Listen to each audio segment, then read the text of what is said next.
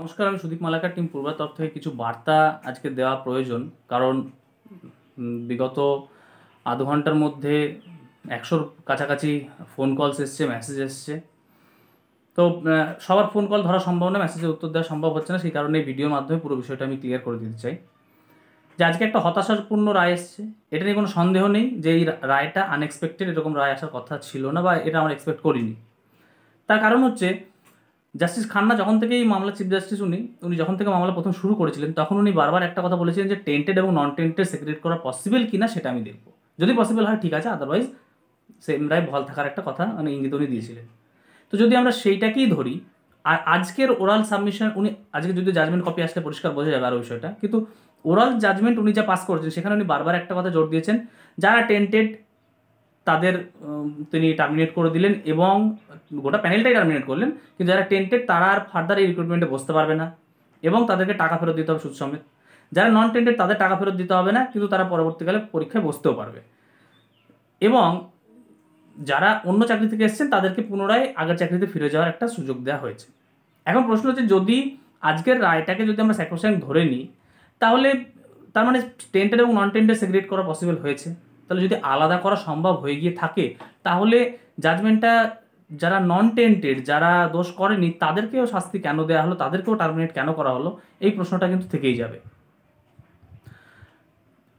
এই সূত্র ধরে আমাদের যারা শিক্ষক শিক্ষিকা, যারা 32,000 শিক্ষক শিক্ষিকা এবং আরও কেসের সঙ্গে যারা বিভিন্ন ওইমার মামলা, অন্যান্য মামলার সঙ্গে যে সমস্ত শিক্ষক শিক্ষিকারা, মূলত প্রাথমিক শিক্ষকরা যারা জড়িত আছেন 2014 টেট রিলেটেড, তারা রীতিমতো ভীত।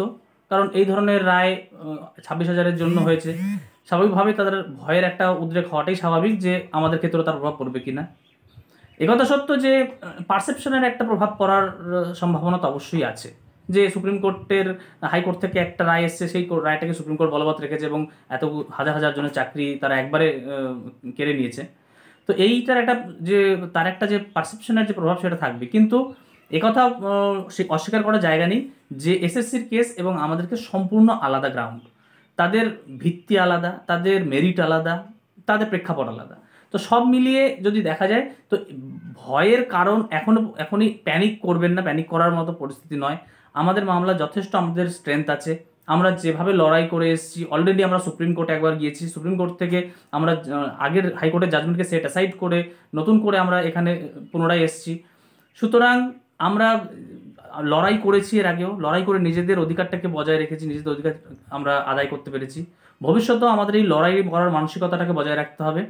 যদি আমরা এই আমাদের লড়াই করার মানসিকতা বজায় রাখি, আমি আশাবাদী যে আমরা হাইকোর্টেই জয়লাভ করব। তাতে যে বেঞ্চেই মামলা যাক, যেখানেই মামলা যাক, আমাদের মামলার যা মেরিট আছে আমরা এখানে এই মামলাতে জয়লাভ করব। এবং যতক্ষণ না হাইকোর্টে মামলা গড়াচ্ছে, মামলা প্রগতি হচ্ছে, ততক্ষণ পর্যন্ত অন্য মামলায় কি রায় হলো সেই রায় দেখে আমাদের মামলাকে জাজ করা সেটা সঠিক হবে না, সেটা নির্ভুল হবে না। তো সবার কাছে আমার একটাই আবেদন যে এই সময়ে ধৈর্য রাখুন। যেভাবে আমাদের মামলার যা মেরিট আছে, আমাদের কাছে যা তথ্য প্রমাণ আছে এবং আমাদের যে ধরনের এখনো পর্যন্ত আমাদের মামলার স্ট্রেংথ এবং যা পরিস্থিতিতে আমরা পর্যবেক্ষণ করেছি এবং লয়ারদের সঙ্গে আলোচনা করেও যা বুঝেছি, যে আমাদের মামলা এত সহজে টার্মিনেট করা বা তার প্রভাবটা আমাদের উপরে ডাইরেক্ট কোনো প্রভাব পড়া, সেটা হয়তো এতটা সহজ হবে না। তো ধৈর্য রাখুন এবং লড়াই করার মানসিকতাটাকে বজায় রাখতে হবে। অনেকেই দীর্ঘদিন মামলা না হওয়ার কারণে অনেকটা এক প্রকার বলতে গেলে উদাসীনতা আমরা মনোভাব গ্রহণ করেছি, সেই উদাসীনতা থেকে বেরিয়ে আসতে হবে। অ্যাক্টিভলি সবসময় মামলা সম্পর্কে নিজেদেরকে জাগ্রত রাখতে হবে এবং লড়াইটা লড়াইয়ের মতো দিতে হবে। এবারে হয়তো লড়াইটা আরও বেশি জোরদার করতে হবে। কঠিন লড়াই হলেও সেই লড়াইকে জেতার যে জন্য যে মনোবল দরকার, সেই মনোবলকে নিজেদেরকে এক কাছে করতে হবে এবং সম্মিলিতভাবে যদি লড়াই করা হয়, আমি আশাবাদী যে এই রকম রায় আমাদের ক্ষেত্রে হবে না। আমরা হয়তো এর চেয়ে বেটার কিছু রায় এক্সপেক্ট করছি। Thank you.